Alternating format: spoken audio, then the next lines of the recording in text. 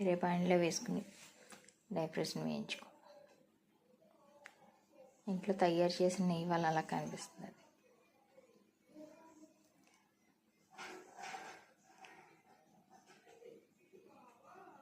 వేయించేసుకుని దాంట్లో వేసుకుని ఎంతో టేస్ట్గా రుచిగా ఉండే అన్నవరం సత్యదేవుడు ప్రసాదాన్ని మనం ఇంట్లో చేసుకోవచ్చు. ఇలాగా వాళ్ళైతే బెల్లం, నల్ల బెల్లం అది వేస్తారు.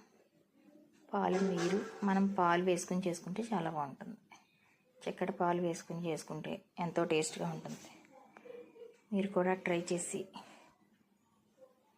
అమ్మవారికి నివేదన చేసి అమ్మవారి ఆశీస్సులు అందరికీ సంపూర్ణంగా కలగాలని ఆశిస్తూ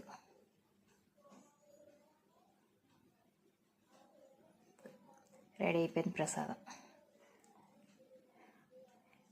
నేను అమ్మవారికి నివేదన చేస్తున్నాను. మీరు కూడా ట్రై చేసి నివేదన చేసి థ్యాంక్ యూ ఫర్